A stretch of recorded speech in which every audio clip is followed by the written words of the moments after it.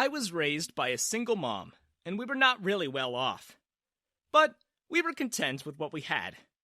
I had started working part-time as soon as I turned 15 so that I could contribute to the household expenses. In the meantime, I was balancing my studies too. I had a small circle of friends, and I was happy. But everything changed when I turned 16. A new girl had transferred to our school. Her name was Leah, and she was really popular with everyone, especially the guys.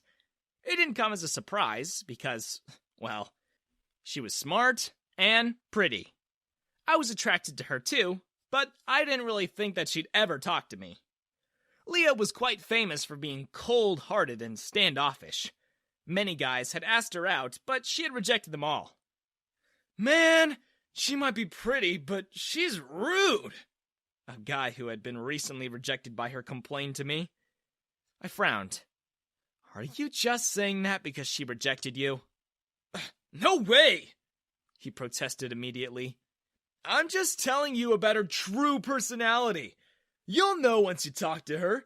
She's such a snob, and I even heard that she mocked many guys for their looks." "Oh, that's quite mean."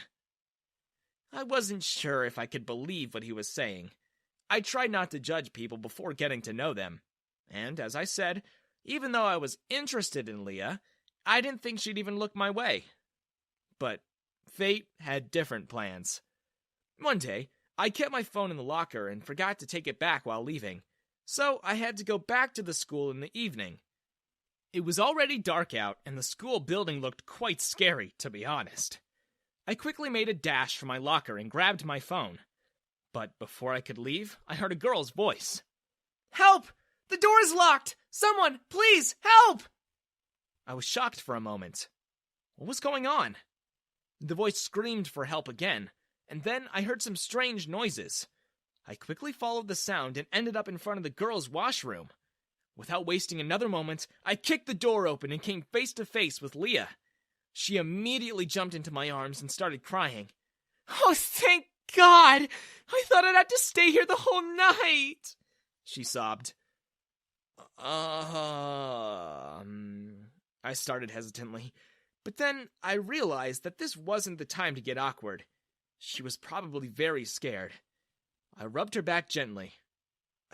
"It's okay now. You're fine." "Yes, thanks to you." She pulled away from me and smiled. "Sorry for asking, but what happened? How did you get locked?" About that. You know Sarah. She's in our class. She was the one who locked me in here. I swear she has had it out for me ever since I got here," she said furiously. "Oh, I think we can still catch her. I don't want to let her get away with this." Before I could process her words, Leah pulled me toward the school exit, and surprisingly enough, we spotted Sarah running to the parking lot. I increased my pace and caught up with her, blocking her path. "Where do you think you're going? Why did you lock Leah in the washroom?" I yelled at her. Sarah's face was pale, and it seemed like she was struggling to form her words. I didn't do it on purpose. Oh, there you are!" Leah appeared before us and grabbed Sarah's hand. "How could you fall so low? All this because you're jealous of me? You think I stole your boyfriend?" No, It's no use lying now. Caleb has seen everything. Apologize to me publicly tomorrow, or this matter is going to the principal." Leah threatened her, and then turned to me with teary eyes. "Caleb, let's go. I'm not feeling well. Can you drop me home?" Sure." I nodded and gestured towards my car. I turned back to glance at Sarah one last time. She looked like she was about to cry. I felt bad for her, but what she did to Leah was wrong. The next day, Sarah apologized to Leah in front of everyone, and the matter came to a close. During lunch break, Leah walked up to me and held my hands. My eyes widened, and I glanced around to see that everyone was watching us. "Caleb, I don't know what I would have done without you yesterday. I really like you. You're so kind and caring. She stared into my eyes and blushed. And good-looking, too. Will you go out with me? I was dreaming, right? This had to be a dream. My best friend Timothy pinched me and started laughing. Come back to reality, idiot! She's waiting for an answer! So, this wasn't a dream. It was really happening. I nodded my head and pulled her in a hug. I like you too, Leah.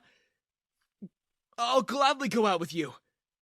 After that, Leah and I became the talk of the school. No one could believe the fact that Leah was dating someone. Can't blame them. Even I had a hard time believing it. But I was happy. I was in a relationship with the girl I liked. What else could I ask for? But my happiness was short-lived. Soon enough, I started realizing that Leah and I belonged to two different worlds. To put it in simple words, she was really materialistic. It wasn't necessarily a bad thing, but I wasn't in a place where I could afford her expensive gifts every other day. And that led to lots of arguments between us. I'm just asking for a new pair of earrings, she exclaimed one day. Can't you do even that much for me? Leah, I already told you that I've used up all my savings to gift you things last month. You'll have to wait if you want those earrings. Oh, come on! Timothy jumped in and draped an arm around Leah's shoulder. Who makes their girlfriend wait? Leah, here you go. You wanted these earrings, right? I watched in shock as Timothy handed her a pair of expensive earrings, and she hugged him in excitement. Yes! How did you know I wanted these? You're the best, Timothy! She squealed. Wait. Was this allowed? Why was my best friend giving gifts to my girlfriend? I didn't say much, but it all seemed pretty weird to me. I thought it was only a one-time thing, but Leah's demands kept increasing, and instead of me, Timothy was the one who kept fulfilling them. I could already see where this was going, and trust me, I tried my best to save the relationship, but Leah had already made up her mind. She called me to a cafe one day. I really liked you, Caleb, but we can't survive on feelings alone. You're like dirt poor. I don't see a future with you when you can't even give me simple things, she said. Leah, we're still in high school, I tried to explain calmly. You can't expect me to have tons of money lying around at this age. My parents are not rich like Timothy's. Please, give me a chance. Once I enter college, I'll... Sorry, Caleb.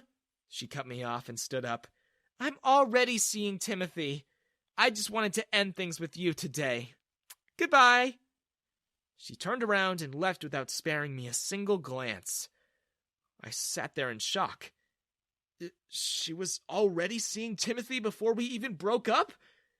So, she had basically cheated on me! I wouldn't have realized that I had started crying if someone hadn't offered me a tissue. I looked up to see Sarah standing in front of me. She was wearing the waitress uniform, so she probably worked at the cafe. Why are you crying over that pathetic witch? Sarah asked me. I stared at her for a few seconds. You really do hate her, don't you? Yes, I do, she huffed, sitting down in front of me. And with good reason. Now, before you start accusing me, let me make something clear. That night, she was the one who tried to lock me up in the washroom. Luckily, I could overpower her. I locked her and had almost managed to escape until you came along. I blinked a few times. What? So, you're saying... Yes, I'm saying that Leah is not what she pretends to be. And honestly, you should be glad that she dumped you. Good riddance. I wouldn't have believed Sarah if she had told me this some time ago. But Now that I knew Leah's personality, I could tell that Sarah wasn't lying. I hung my head in shame. I'm so sorry, Sarah. Because of me, you had to publicly apologize to her. Please don't apologize. It's not your fault. You had no way to find out the truth. I don't blame you. Wow. This girl was an angel. Sarah and I bonded over our mutual dislike for Leah. A few months later, we even started dating. I really liked Sarah a lot. She showed me what a genuine relationship looked like. She wasn't dating me for my looks or money or any such thing. She liked me for me, and that was all I needed. I wish I had known my worth when I was with Leah. After high school, I worked hard and got into a good college. I made sure to focus on my grades and also networked with the right people. I received a lot of guidance, and by the third year of college, I became an entrepreneur. I was passionate about what I was doing, and my company produced good results in the first year itself. What you're doing is good, but I have an idea, Sarah said to me one day.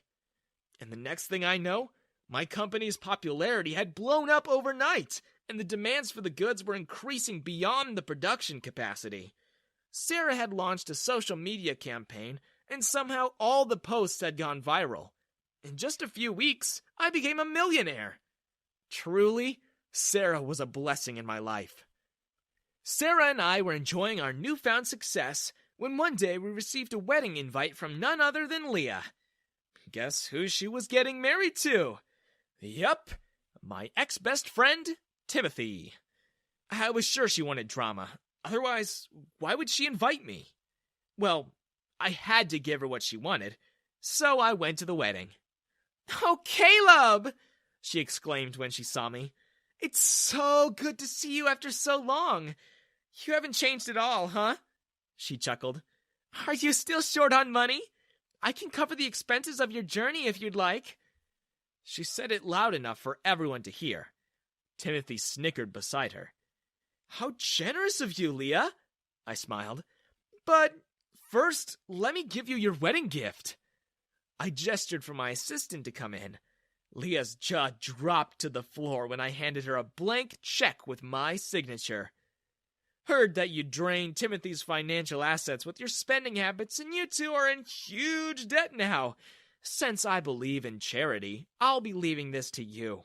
Hope you made good use of it." Leah and Timothy were too dumbfounded to say anything. From the expressions on the faces of the guests, it seemed like I had successfully caused a scene. So I decided to take my leave. I came out and found Sarah waiting for me by the car. "Thanks for the fake check, Sarah. It really looked like an original." I laughed. "You all didn't think that I'd actually spent even a single penny on those two, did you?" I was doing well in my life, and I had Sarah by my side. Living such a happy and satisfactory life after everything Leah had put us through was my real revenge.